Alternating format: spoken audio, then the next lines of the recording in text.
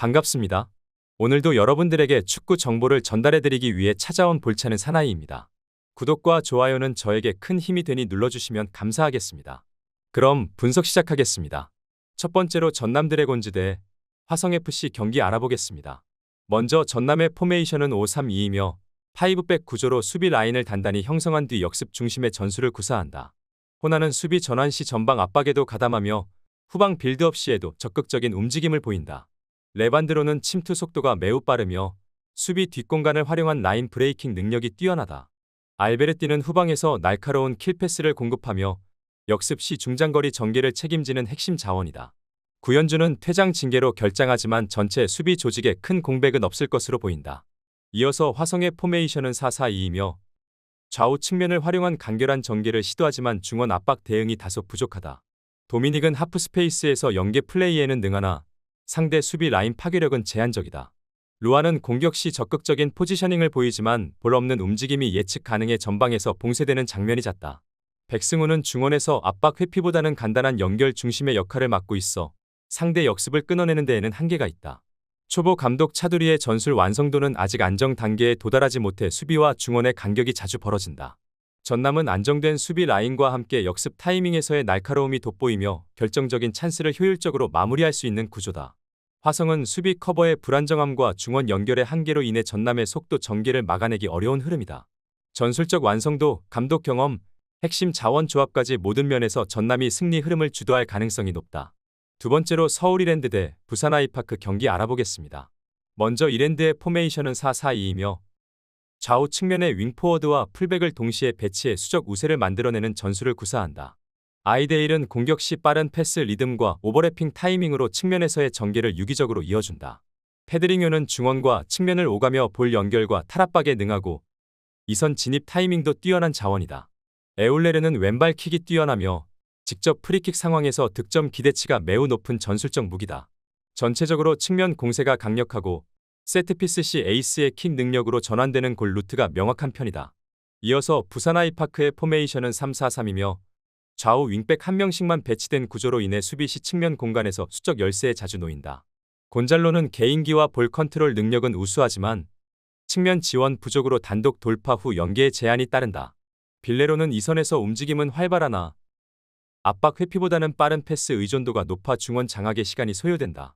사비에르는 속도는 빠르나 전개 루트가 한정되어 있어 수비 집중도가 높은 팀 상대로는 돌파 성공률이 떨어지는 편이다.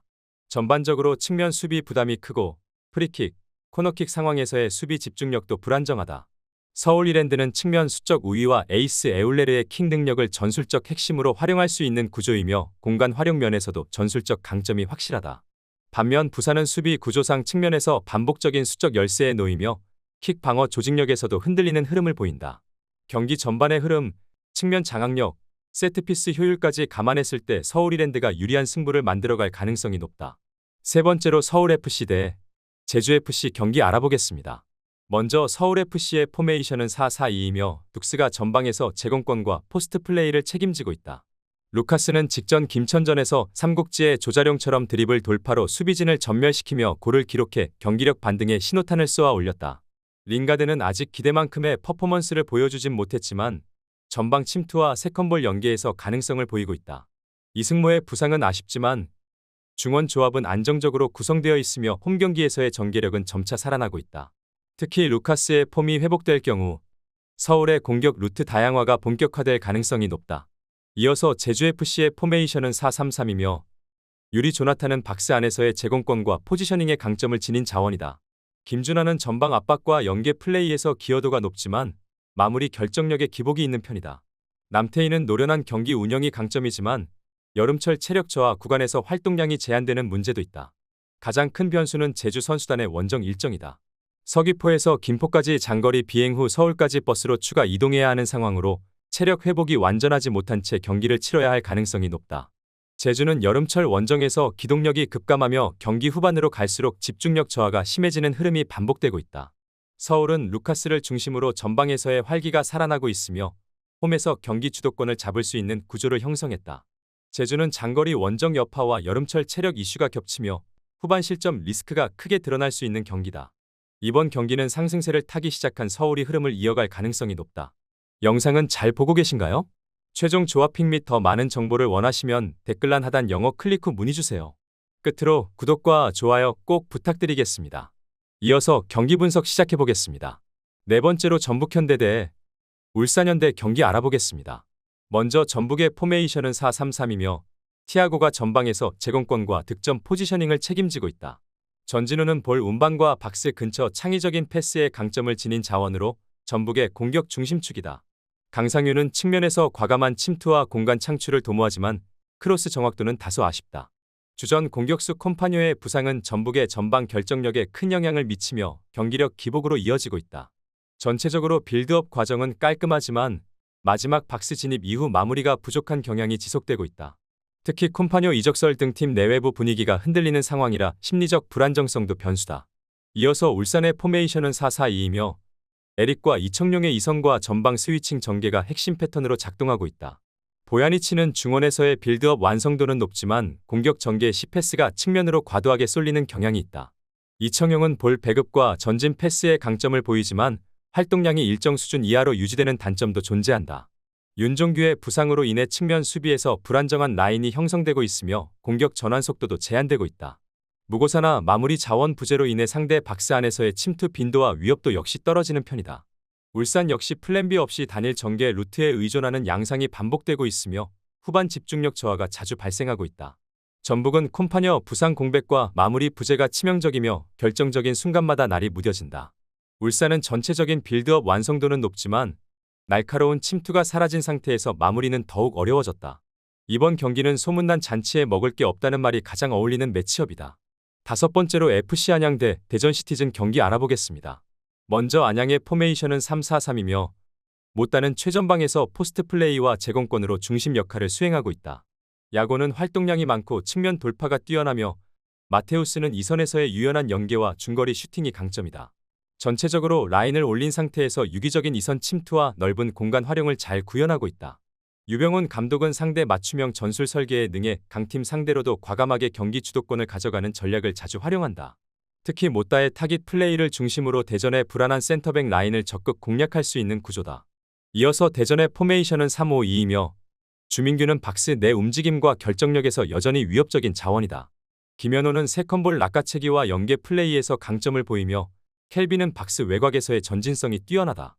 하지만 밥신, 안톤, 김문환이 동시에 이탈 가능성이 높아 수비 조직력에 커다란 구멍이 발생한 상태다. 특히 안톤의 공백은 대전 수비진의 중심축이 무너진다는 의미로 하창래 김현우 조합으로는 못다를 감당하기 어려운 상황이다. 황선홍 감독은 전술 변화를 자주 시도하는 스타일이 아니며 상대 팀의 압박 구조에 노출될 경우 유연한 대응이 어려운 흐름이다. 최근 들어 플랜 B 부재와 교체 카드의 실효성 부족이 대전의 약점으로 반복적으로 지적되고 있다. 안양은 못다 중심의 타깃 플레이를 통해 대전 수비진의 약점을 적극적으로 공략할 수 있다. 대전은 핵심 수비 자원들의 이탈과 전술적 대응력 부족으로 인해 어려운 경기를 치를 가능성이 높다. 이번 경기는 준비된 팀과 흔들리는 팀의 차이가 결과로 이어질 수 있는 매치업이다. 여섯 번째로 충북 청주FC 대 경남FC 경기 알아보겠습니다. 먼저 청주의 포메이션은 3-4-3이며 최전방에는 제공권을 중심으로 하는 가브리엘이 포스트 플레이에 집중하고 있다. 양 측면의 마테우징요와 페드로는 수비 가담보다는 전방 대기 비율이 높아 볼 흐름이 끊기는 상황이 잦다. 중앙 미드필더의 압박 회피 능력이 떨어지며 후방 빌드업 과정에서 단조로운 패턴만 반복되고 있다. 김영환이 퇴장 징계로 결장하면서 좌측 수비 밸런스의 불균형이 발생하고 있다.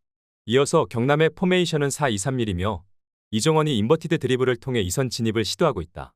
최전방 카릴에게 볼을 몰아주는 형태가 반복되면서 전술 예측이 쉬운 흐름이 이어지고 있다. 중앙 수비진의 클리어링 이후 볼점유율 유지에 어려움을 겪는 장면이 빈번하다. 해나는 중거리 슛 시도는 활발하나 연계 플레이나 패스 성공률에서 기복이 큰 상황이다. 양 팀 모두 단조로운 전술 구조로 인해 예상 가능한 움직임만 반복되고 있다. 세트피스 외에는 유효 찬스를 기대하기 어려운 지루한 경기 흐름이 될 수 있다. 전개 속도 자체가 느려지면서 공격의 활로가 차단될 공산이 크다. 결국 실점하지 않으려는 심리만 강조된 소극적인 흐름으로 흘러갈 가능성이 높다. 마지막으로 안산 그리너스 대 성남FC 경기 알아보겠습니다. 먼저 안산의 포메이션은 3-4-1-2이며 수비라인 숫자는 많지만 상대 공격수와의 1-1대인 방어에서 약점을 드러내고 있다. 류승환은 왕성한 활동량을 바탕으로 공간 침투를 시도하지만 결정적인 골 장면으로 연결되는 빈도는 낮다. 김우빈은 중원에서 공수 연결고리 역할을 수행하나 볼 처리 속도와 패스 정확도 모두 불안정하다. 라파는 드리블 돌파 능력이 뛰어나지만 박스 안에서는 기회를 살리지 못하며 고립되는 상황이 잦다. 특히 직전 경기에서 한 명 퇴장당한 상대를 상대로도 득점 없이 무승부를 기록하며 득점력 빈곤이 극명하게 드러났다. 이어서 성남의 포메이션은 4-4-2이며 안정적인 라인 유지와 함께 좌우 밸런스가 잘 잡힌 형태를 보여주고 있다. 후이즈는 최전방에서 중심을 잡으며 제공권 싸움에서 우위를 점하고 있고 연계 플레이도 안정적이다.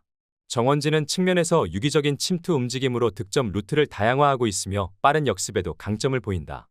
신재원은 2대째 성남의 핵심 자원으로 활약 중이며 아버지 신태용에 이어 전통의 에이스 계보를 이어가고 있다. 정경준 감독 체제 아래 팀 조직력이 확실히 자리를 잡았으며 원정에서도 끈질긴 운영을 통해 꾸준히 결과를 내고 있다. 안산은 수비적인 숫자를 갖췄음에도 불구하고 실제 실점 억제력은 매우 낮은 편이다. 성남은 전술적 밸런스가 뛰어나고 최근 경기력 흐름도 안정적으로 유지되고 있다. 공격 마무리에서 확실한 임팩트를 줄 수 있는 자원이 성남에 더 많다는 점이 이 경기를 좌우할 것이다. 전반부터 경기 주도권을 가져갈 가능성이 높은 쪽은 성남이다. 마지막 영상까지 시청하시느라 대단히 고생하셨습니다. 여러분들에게 득이 되는 시간이었길 바라는 마음입니다. 승률을 높이는 방법은 어느 정도의 정보력은 필요합니다. 그것이 수익률로 이어지며 전문가의 능력이라고 생각합니다. 영상에서 더 보여드리지 못한 부분은 댓글란 링크를 통해서 문의 주시면 고향 동생 또는 형님처럼 편안하게 모시겠습니다. 오늘도 시청해주셔서 감사합니다.